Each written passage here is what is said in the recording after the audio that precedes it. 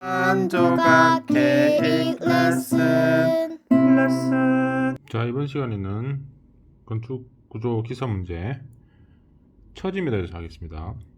자, 42번 문제. 강도 설계법에서 스팬이 5m인 양단 고정 일방향 슬래브의 처짐을 계산하지 않는 슬래브의 최소 두께로 옳은 것은 단 보통 콘크리트 그리고 FY가 4000인 철근을 사용하겠다. 이 문제 굉장히 많이 나오죠. 자, 스팬이 5m. 자, 스팬이 5m란 말은 순스팬을 말하는 겁니다. 순스팬. 그 다음에 양단 고정이다. 이걸 그림을 한번 그려볼까요? 양단 고정인 슬래브. 이렇게 슬래브 있다 칩시다. 이 두께가 얼마냐 이 말입니다. 두께. 이 두께가 어느 정도 해야 처지지 않느냐 이 개념을 물어보는 겁니다. 그래서 우리 강도 설계법에서 콘크리트 설계할 때 콘크리트 설계 규정 KDS 규정이 요새 통합이 되어 있죠. KDS 나중에 책을 소개시켜 드릴 겁니다. 이 규정에 보면 강도 설계법에 처짐을 계산하지 않아도 되는 일방향 슬래브. 자, 일방향 슬래브는 처짐을 계산하지 않는 5m. T는 일단 결론부터 해볼까요? 28분의 L이 되겠죠. 그래서 28분의 L은 자, L이 얼마입니까? 지금 스판이 500이죠. 5m. 센티미터라면 500cm 나누기 28 하게 되면 17. 잠깐만요. 이게 얼마 나오나 계산해 봅시다. 500 나누기 28분의 17.85 나오네요. 센티미터. 자, 17.85니까 답은 18cm가 되겠네요. 자, 그래서 42번 답은 1번입니다. 자, 여기까지 계산하는 게 건축 기사죠. 예, 그래서 자, 그 다음에 강도 설계법의 일방향 슬래브의 양단 고정을 도대체 무슨 뜻이냐 제가 한번 개념 중계를 하기 위해서 적어봤습니다. 자, 일방향 슬래브는 여러분들이 콘크리트 강도 설계법에서 자, 변장비의 개념이죠. 자, 여기 적어볼까요? 슬래브가 하나 있는데 여기다 할게. 이런 슬래브가 하나 있고 이거는 뭐 마르고 닳도록 많이 했기 때문에 여러분 다 알 겁니다. 자, 이렇게 생긴 슬래브가 하나 있습니다. 이 친구가 S1이고 이 친구가 S2예요. 이 친구는 LX라고 그러죠. 단변 방향의 순스팬. 이게 뭐 2m라 치고 이 친구는 5m라 칩시다. 이 친구는 4m. 이 친구는 4m라고. 그래서 이걸 변장비라 부르는데요. 변장비가 LX분의 LY. 단변 방향의 순스팬이 지금 2m죠. 2m분의 5m는 2.5죠. 2.5가 2보다 큰 경우 일방향 슬래브입니다. 자, 이 남도 한번 구해볼까요? 변장비라 부릅니다. 변장비 LX분의 LY가 얼마죠? 이거는 4분의 4죠. 1이다. 이게 2보다 작다 하면 이게 이방향 슬래브다. 자, 그래서 하중 분포가 일방향하고 이방향의 하중 분포가 다르죠. 그래서 이방향은 하중을 항복선 이렇게 45도로 이렇게 긋습니다. 45도로. 이 45도죠. 그래서 이 방향의 하중은 이쪽으로 흘러가고 이 방향의 하중은 이쪽으로 흘러가고 이 방향의 하중은 이쪽으로 이 방향의 하중은 이쪽으로. 그래서 이 방향으로 흘러간다 해서 이 방향이라고.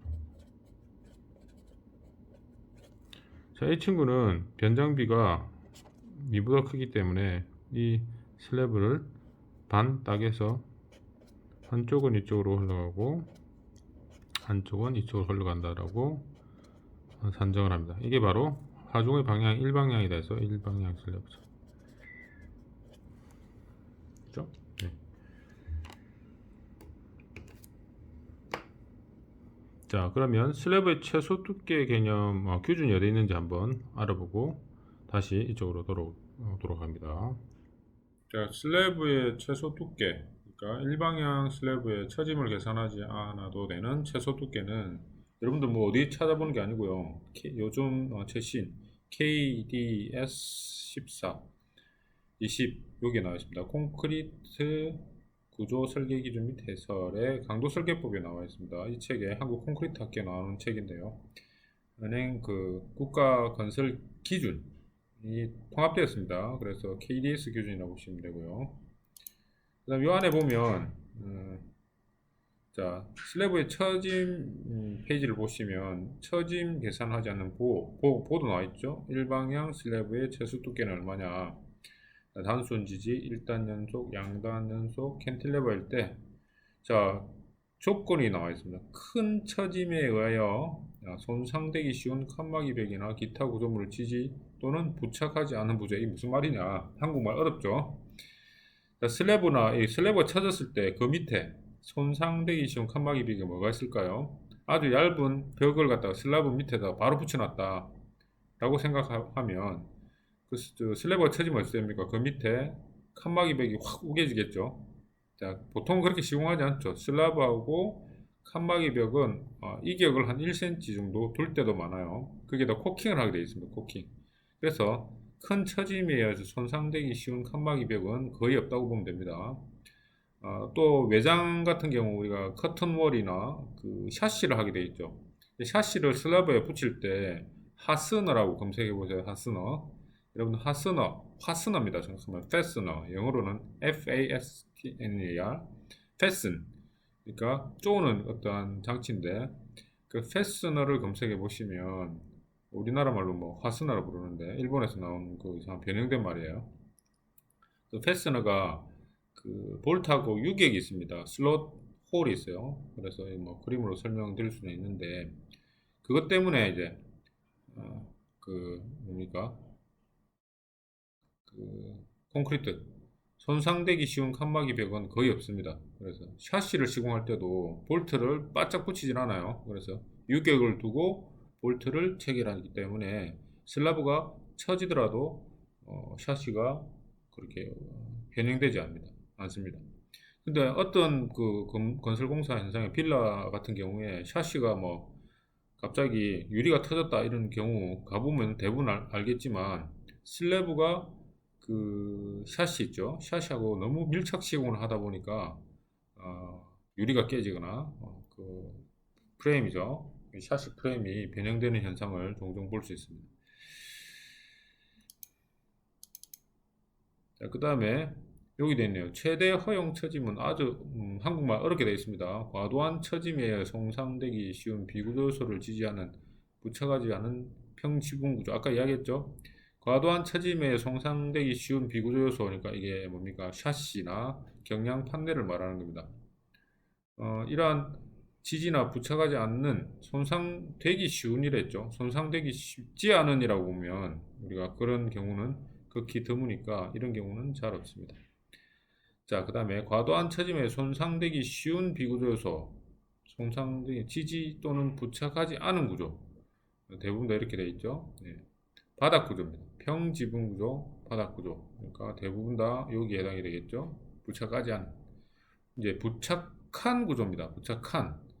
과도한 처짐, 그러니까 처짐에 의해서 밑에 있는 판넬이 우겨지거나 변형이 생길 가능성이 있는 지붕 바닥 구조는 없습니다. 우리 보통 잘 없죠.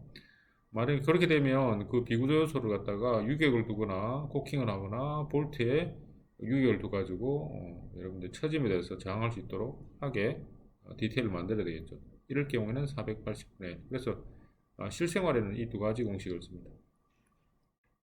그 다음에 과도한 처짐에 손상될 염려가 없는 비구조 요소를 지지. 손상될 염려가 없는 비구조였어. 뭐 예를 들어 조적 구조가 될 수도 있겠죠. 뭐 이런 경우에는 240분의 L로 됩니다. 자, 그래서 과도한 처짐에 손상되기 쉬운 비구조수를 지지했단 말이죠. 지지한 부조 이런 건 없으니까 거의 뭐 이렇게 하지 않고 보통 240분의 L, 360분의 L, 180분의 L 이 두 가지 공식을 씁니다. 자, 이상으로 콘크리트 구조의 처짐, 이제 최대 허용 처짐과 그 다음에 최대 허용 처짐을 계산하지 않아도 되는 슬래브의 두께. 자, 계산을 만약에 한다면 여러분 두께 계산을 한다면 이 규정으로 들어가야 됩니다. 처짐이 만약에 2cm다. 2cm일 때 스팬. 자, 이 같은 경우는 2.4m에 2.4m는 1cm네요. 2.4m는 1cm 정도 허용한다는 뜻입니다. 240분의 L이니까. 240이 2.4m니까요. 2.4에 1cm는 허용한다는 뜻입니다. 무슨 말인지 알겠죠? 좀 많이 허용하네요, 그죠? 예. 이게 아마 아까 이야기했지만 장기 처짐과 단기 처짐을 합해야 되는 거죠. 예, 그렇게 해서 4번이 이제 이게 최대 허용 처짐이니까 최대 이까지만 겨우 우리가 허용을 하지 이거 이상은 안 된다는 뜻입니다. 자, 이상으로 처짐에 대해서 최대 허용 처짐과 처짐을 계산하지 않아도 되는 처짐에 대해서 설명드렸습니다. 자, 슬래브의 최소 두께가 이제 어디에 규준이 나와 있는지 알겠죠? KDS 콘크리트 규준에 나와 있죠. 그 규준집을 사서 여러분들 보시면 됩니다. 자, 그 중에서 오늘은 뭐 1방향, 2방향 다 할 수 있는데 1방향이 가장 기본이기 때문에 1방향 슬래브의 최소 처짐을 알고 그 다음에 2방향으로 넘어갑니다. 근데 오늘은 42번 문제가 1방향 슬래브에 대해서만 나왔기 때문에 1방향만 중점적으로 설명드리겠습니다. 자, 1방향 슬래브의 처짐이다. 그러면 도대체 슬래브가 어디 위에 있죠? 가다 위에 있죠. 가다란 말은 큰 보나 뭐 작은 보가 될 수도 있습니다. 이게 빔이 될 수도 있고 보 위에 올라가는 게 이게 뭡니까? 우리가 슬래브라고 부르죠. 슬래브. 예.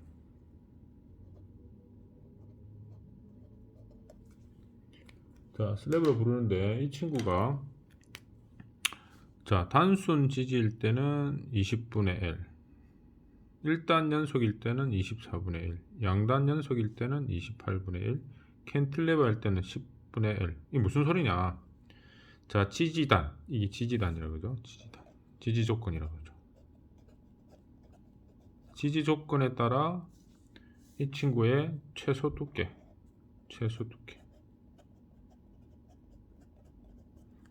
처짐을 계산하지 않아도 좋은 최소 두께, 이 두께만 있으면 처짐을 계산 안 해도 된다 이 뜻입니다. 자, 그러면 처짐에 대해서는 뭐 역학 시간에 다 배웠는데 이 공식이 어떻게 나왔느냐? 실제로는 탄성 처짐 곡선에서 나왔는데 그 처짐 공식 있죠?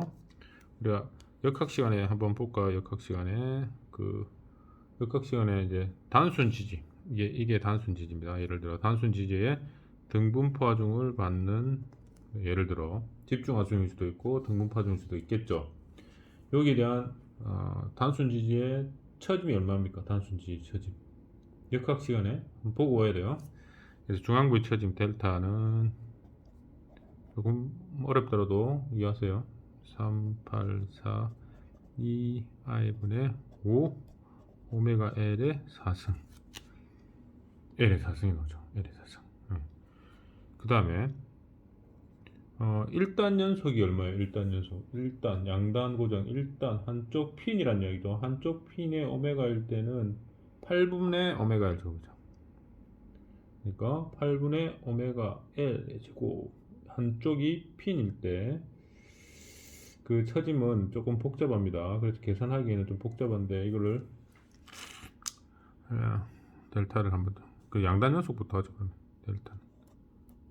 델타는 3842i분의 오메가 L의 4승이죠. 그죠? 자, 캔틸레버는 델타는 얼마입니까? 캔틸레버가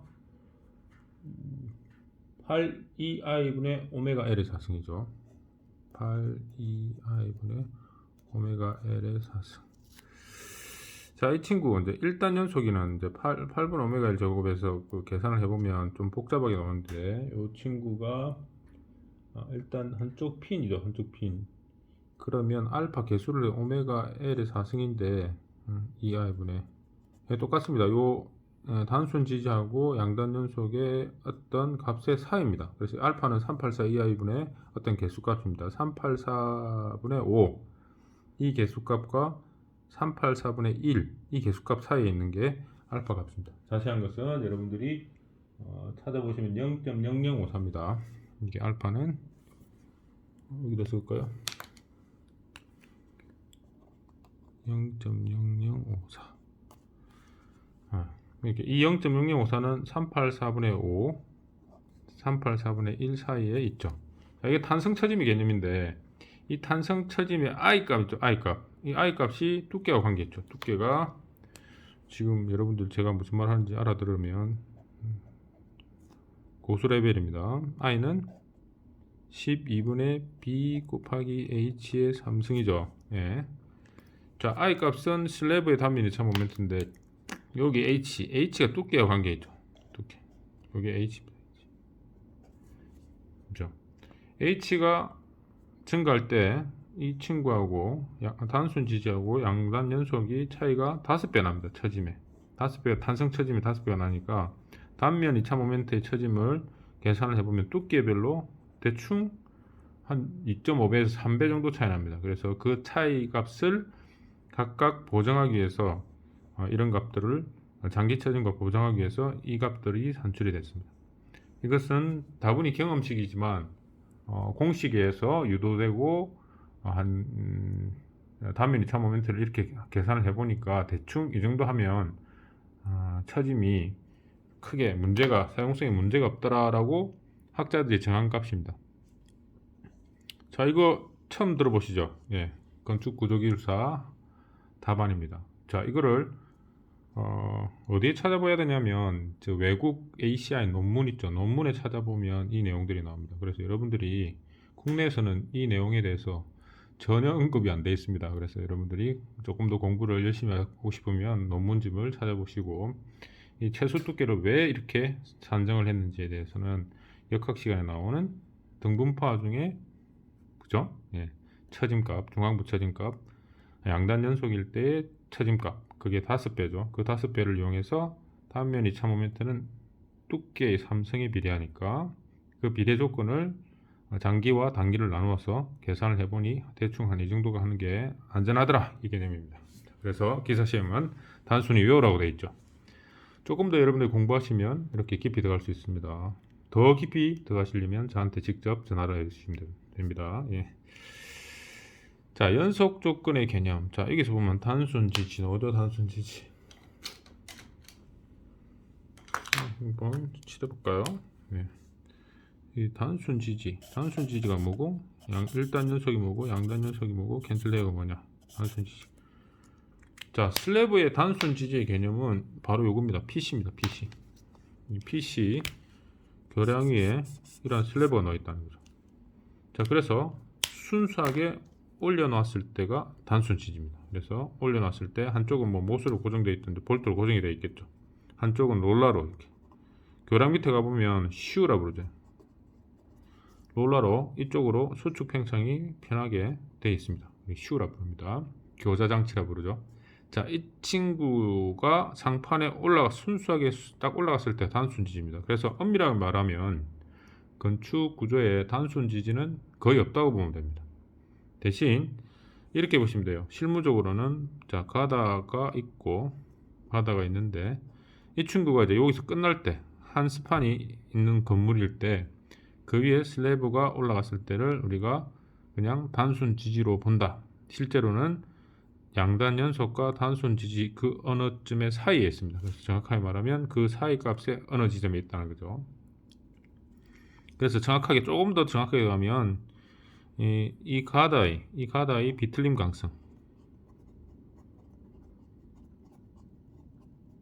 이 아주 작을 경우, 가다가 굉장히 작을 경우는 어떻게 될까요? 잘 보세요. 이렇게 올라가겠죠? 이렇게 올라가서 거의 없을 때, 슬라브의 강성하고 비슷할 때 이렇게 비틀림 가능성이 없을 조건이 바로 단순 조건입니다. 그래서 여러분들이 이렇게 보시면 돼요. 실무적으로는 그냥 보호 위에 두 개 위에 그냥 순수하게 슬래브가 얹어져 있을 때 단순 보라 부릅니다. 단순 지지라 부릅니다. 슬래브는 좀 특별한 게 우리가 건축에서는 좀 헷갈리는데요. 중앙부 이렇게 하죠. 중앙부. 거대의 중앙에서 스팬을 계산하죠. 근데 슬래브는 그렇지 않습니다. 순스팬이라고 그러죠. 이거는 순스팬. 순스팬. 이 보폭이 400이니까 400을 빼면 얼마입니까? 이게 3,600이죠. 실제는 슬래브의 순스팬을 가지고 계산해야 됩니다. 자, 연속 조건의 개념. 자, 보세요. 자, 이 친구는 보 있고 나머지 보가 없죠. 이렇게 슬래브가 이렇게 보 위에 얹혔을 때 자유물체도로 나타내면 이렇게 됩니다. 모멘트 선도를 그려보면 이렇게 되겠죠. 캔틸레버 마이너스 플러스 마이너스 플러스 마이너스 플러스 이렇게 되죠. 자, 이럴 경우에 우리가 순수편의 개념이죠. 순수편의 개념입니다. 그래서 이 친구도 마찬가지로 이 3700으로 계산해야 돼요. 슬래브 최소 두께로 구할 때 이 친구도 3600이네. 죄송합니다. 여기서 400을 빼야 되니까 이거. 자, 이 친구도 400을 빼면은 4600이 되겠고, 자, 이 친구에는 또 400을 빼니까 여기서 이제 3m에서 200을 빼니까 2800이 되겠네요. 자, 그래서 얘는 이제 여기서 이제 나오죠. 여기서 그냥 캔틸레버죠. 자, 이거는 양단 연속. 이것도 양단 연속. 요거는 이 친구의 그 비틀림 가능성이 굉장히 크면 양단 연속이 되는데, 우리 실무적으로는 끄트머리 있는 경우는 1단 연속이라고 부릅니다. 왜? 좀 안전처로 설계하기 위해서 이 친구의 강성을 무시하고 이렇게 쭉 풀어버린다는 얘기죠. 이 친구의 강성이 크면 이것도 이제 양단 연속이 됩니다. 실무적으로는 이렇게 또 하고 양단 연속으로 풀 때도 있습니다. 저는 솔직히 말하면 이거 다 양단 연속으로 봅니다. 이 비틀림 강성을 계산해 보면 그 슬래브보다 이 가닥의 비틀림 강성이 굉장히 커요. 그래서 실제적으로는 우리가 안전적으로 이렇게 하지만 실제로는 밴딩 모멘트가 이렇게 올라갑니다. 네, 그래서 이 친구도 양단 연속으로 저는 풉니다. 근데 이 친구 자체는 그 기술자가 어떻게 1단 연속으로 풀지 양단 연속으로 풀지 이 가닥의 강성을 보고 판단해야 됩니다. 자, 그러면 슬래브의 최소 두께 한번 구해볼까요? 이 친구 처짐을 계산하지 않아도 되는 최소 두께 한번 볼까요? 3600에 이 친구는 1단 연속이니까 얼마입니까? 24분의 1이죠. 그러니까 T는 360 나누기 24 하면 얼마입니까? 자, 계산기 한번 가져올까요? 360 나누기 24 15cm네요. 이거는 15cm가 있어야 된다. 이 친구는 볼까요? 이 친구는 양단 연속이니까 28이죠. 360 나누기 28 그죠? 12.85 T는 360 나누기 28는 12.85. 자, 그 다음에 이 친구는 어떻게 됩니까? 이것도 마찬가지로 T는 12.85 cm.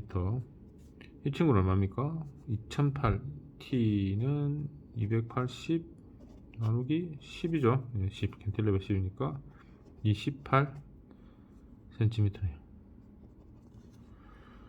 자, 이렇게 되면 자, 여기서 15cm, 12cm, 12cm네. 요거 15cm로 밀어붙여야 되네요. 그죠? 15cm로 하면은 문제없는데 이 친구는 얼마 필요합니까? 28cm 필요하네요. 이 친구만 28cm 되어야죠. 그죠? 그렇게 돼야 안 쳐진다는 뜻입니다. 이론상은 이렇고 실무적으로는 이렇게 하지 않습니다. 이 친구가 28cm면 이 한 스판 정도는 뒤에서 밖으로 나란히 합니다. 그래서 이 친구까지 이 친구 앞으로 나란히 하고 있죠. 그럼 뒤에서 잡아줍니다. 이 친구가 이것도 28cm로 하는 게 실무적으로 캔틸레버가 나가면 뒤에서 어깨동무로 잡아주는 친구도 28cm 해줘야 돼요. 자, 숫자만 너무 이렇게 나오니까 여러분들 굉장히 복잡해 보이는데 실제적으로는 제가 여기 건축구조기술사 시험까지 설명하다 보니까 조금 복잡하게 들어갔습니다. 그래서 슬래브 최소 두께에 대해서 실무 분야, 그 다음에 실제적으로 우리가 양단 연속과 1단 연속이 무엇인지에 대해서 설명을 드렸습니다. 이상으로 일방향 슬래브의 처짐에 대해서 설명을 마치도록 하겠습니다. 여러분들이 공부를 해야 될 게 뭐냐면 최소 두께 그 처짐, 중앙부의 처짐에 대해서는 역학 시간에 배우는 거고요. 그 다음에 역학 시간에 배운 384 2i분의 5 오메가 L 4승의 단면 2차 모멘트 여기가 12분의 BH 3승이 이 두께의 개념이 결합됐을 때 과연 이 공식들이 어떻게 연계되어 있는지를 분석하는 게 건축 구조기술사의 기본적인 그 공부 방식이에요. 예. 그 다음에 이제 사용성에 대해서 이제 처짐 제한을 두는 게 있는데요. 마치다가 갑자기 또 강의가 연기가 되는데 옛날에 이런 일이 있었습니다. 실제로 그 정신병원에 제가 진단을 하게 됐는데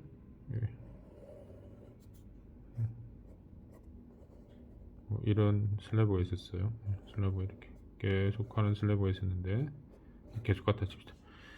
여기에 테레비가 있어요. 테레비가 이렇게 있다 보니까 테레비를 이렇게 세워놨어요. 이렇게 세워놔가지고 여기서 이제 테레비를 시청하고 있는데 사람들이 여기서 계속 여기 앉아가지고 TV 시청을 한 거예요. 여러 사람이 모여서 장기적으로 계속 요 하중에 요 슬래브에 하중이 집중하다 보니까 그때 이 슬래브가 좀 컸습니다. 이게 한 5m 정도 됐어요.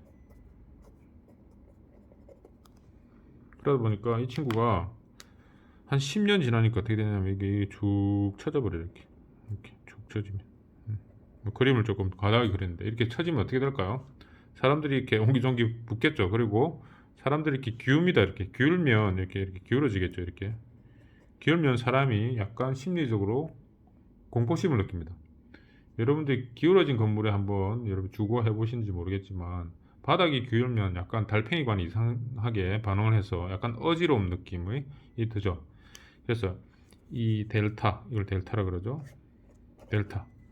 이 델타는 처짐에 대한 내용인데 델타는 즉시 처짐과 장기 처짐으로 이렇게 이루어져 있습니다. 즉시 처짐은 뭐냐면 이 슬래브를 시공하자마자 일어나는 처짐이 대부분이고요. 장기 처짐은 이게 시공이 끝나고 약 10년, 뭐 5년에서 10년 이루어지는데 이게 이제 개수가 크립